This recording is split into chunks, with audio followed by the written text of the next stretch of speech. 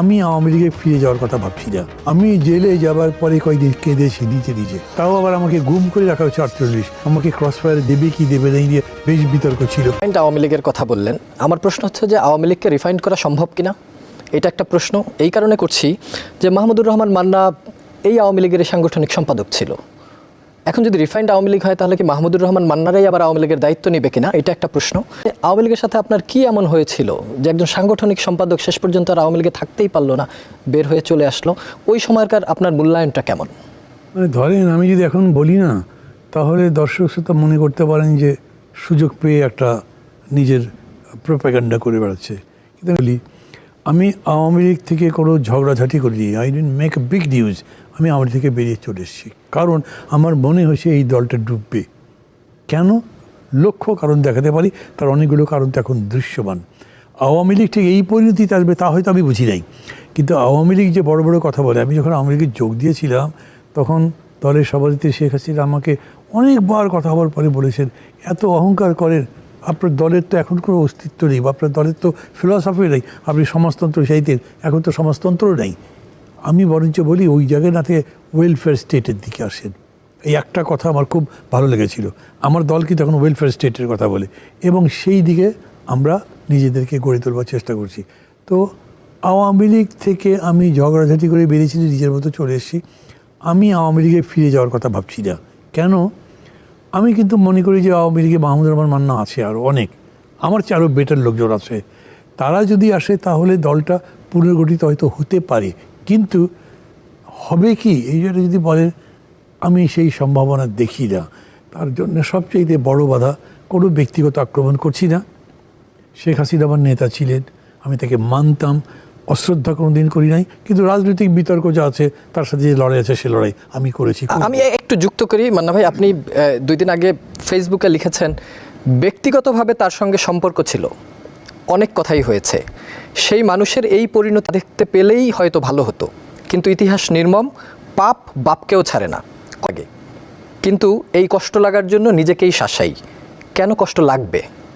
1000 গুণ বেশি কষ্ট তো এই দেশের মানুষ পেয়েছে, তিনি এবং তার সরকার দিয়েছে।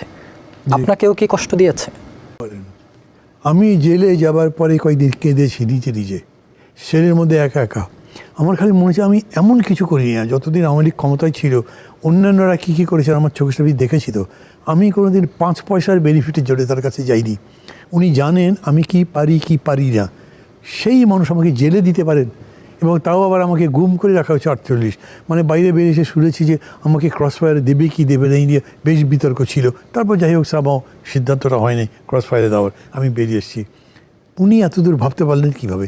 অথবা তার তো ভাবার কথা, যখনই আমি গ্রেপ্তার হয়েছি তখনই বলছে তাকে কেন গ্রেপ্তার করেছো? আমাকে যে ইন্টারোগেশন করেছে না, প্রথম যে ইন্টারোগেশনটা খুবই সিক্রেটিভ ছিল, ভয়াবহ টাইপের ছিল, আমার চোখ বাঁধা ছিল। আমি তো 48 ঘন্টা আসলে একটা ঘরের মধ্যে একেবারে একা অন্ধকারে ছিলাম, আলো দেখার মতো পরিস্থিতি ছিল না। তো ওই ইন্টারভিউর সময় যিনি ইন্টারোগেট করছে, আমি তাকে দেখিনি, কিন্তু তিনি আমাকে এক পর্যায়ে বললেন যে আপনার সঙ্গে তো শেখ হাসিনার সম্পর্ক অনেক ভালো ছিল, এত খারাপ হলো কীভাবে? তখন আমার চোখে পানি এসে গেছিলো, কারণ আমার তো দুর্বলতা তার প্রতি ছিল, যেটা ধরেন এখন আমি যেটা বলেছি, আমি এটা বলছি তার জন্য আমার খারাপ লাগছে। কিন্তু ওই যে বললাম, খারাপ লাগলেও আমি নিজেকে সরাসরি খারাপ লাগবে কেন, এগুলো কথা তো আমি তাকে বলেছি যে এই করলে কিন্তু এই হতে পারে, এরকম থাকা উচিত। উনি উল্টো তখন স্নেহের সুরে কিন্তু ধমক দিয়েছে, রাখো তা তো ভালো কথা বলো না, কীভাবে চলে তুমি বোঝো, আমি বুঝি সেইটা করেছেন। এবং ওইটাই আমি বলতে চাইছি যে ওনার কারণেই আর রিফাইন্ড আওয়ামী লীগ হবে না। কেন? এই উদ্যোগটা উনি নিতে হবে, উনি তার জায়গা ছেড়ে দেবেন, নতুনদের জায়গা দেবেন।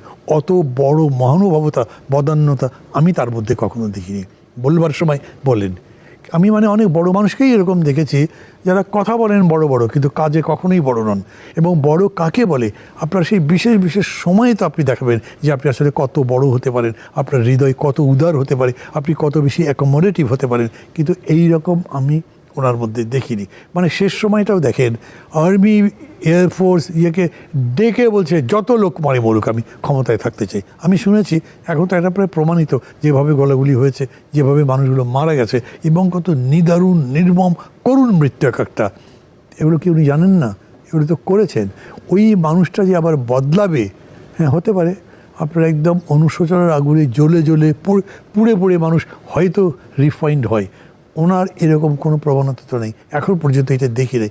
ফলে উনি ক্ষমতায় থেকে বা উনি দলের নেতৃত্বে থেকে এটা হবে যে সেই